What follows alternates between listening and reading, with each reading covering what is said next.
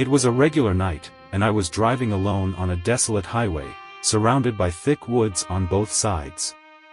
The only source of light came from my car's headlights, casting eerie shadows that danced along the trees.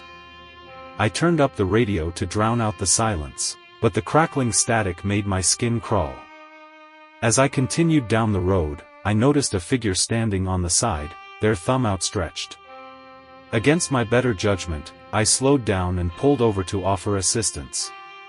The person's face was obscured by a hood, but their voice was soft and quivering as they asked for a ride to the nearest gas station. Something about their demeanor sent shivers down my spine, yet I couldn't refuse. They got in, and I resumed driving. The atmosphere inside the car grew increasingly tense. The person seemed fidgety, their fingers tapping rhythmically on their knee. I tried to make small talk, but their responses were short and evasive. My heart pounded as I realized that I might have made a grave mistake picking up this stranger. I focused on the road, my grip tightening on the steering wheel. Glancing at the rearview mirror, I caught a glimpse of the person's reflection. My blood ran cold when I noticed their eyes, pitch black and devoid of any emotion. Panic surged through me, but I kept my composure, trying not to show my fear. The person suddenly directed me to a narrow, unpaved road that led deeper into the woods. Anxiety gnawed at me, and I hesitated for a moment. Sensing my hesitation, the person turned to me, their lips curling into an unsettling smile.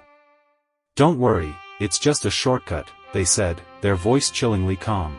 My instinct screamed at me to escape, but my curiosity got the better of me, and I drove further into the darkness. The road grew narrower, the trees closing in around us. The air grew thick with an oppressive sense of dread. Up ahead, I saw a dilapidated cabin, its windows shattered and door hanging off its hinges.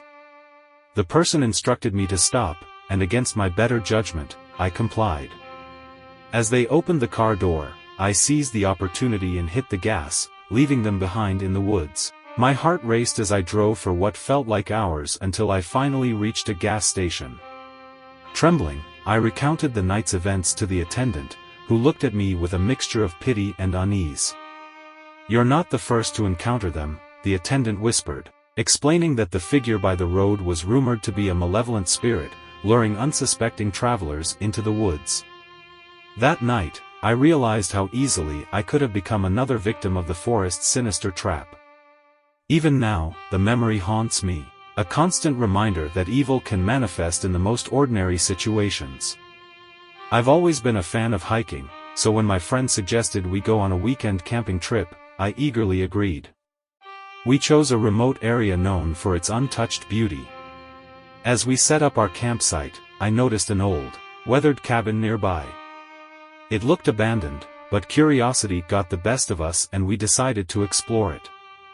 Inside, the air was stale and heavy, and the only light filtered through cracked windows.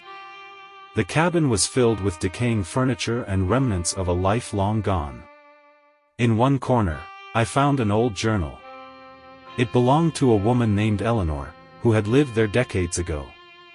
The journal was a chilling account of strange occurrences that drove Eleanor to the brink of madness. She wrote of whispers in the night, unseen hands touching her, and shadows that seemed to move on their own. We laughed off the eerie entries, attributing them to Eleanor's imagination. That night, as we sat around the campfire, I couldn't shake the feeling that someone was watching us. But my friends brushed it off as nerves from reading the journal. As we settled into our tents, a sense of unease hung in the air. I heard faint whispers carried by the wind and saw fleeting shadows outside. I convinced myself it was just my imagination, until I heard a soft tapping on my tent. Heart pounding, I unzipped the flap and found nothing but darkness. Sleep was elusive that night. Every rustle of leaves, every distant sound, seemed magnified. Then, a blood-curdling scream shattered the silence, followed by a sickening crunch. My friends and I scrambled out of our tents and rushed toward the cabin. What we saw froze us in terror. A figure, barely visible in the moonlight, was dragging one of my friends toward the cabin. We yelled, but the figure didn't react. Adrenaline pumping, we charged forward, and the figure dropped our friend before disappearing into the shadows. They were unconscious but alive, and we frantically carried them back to the campsite. As we huddled by the campfire, we realized that Eleanor's journal might not have been a work of fiction. The feeling of being watched intensified, and we saw movement at the edges of the woods. Shadows danced, almost playful, but their intent was clear. We were not alone. Terrified, we made the decision to leave the area immediately. As we packed up our belongings, a low whisper seemed to come from all directions, taunting us. The hike back was a blur of fear and panic, as if the very forest itself was trying to keep us trapped. To this day, I can't explain what happened or who, or what, we encountered that night, but I'm certain that the horrors Eleanor wrote about were real. And the memory of those shadows, watching and waiting, will forever haunt my nightmares.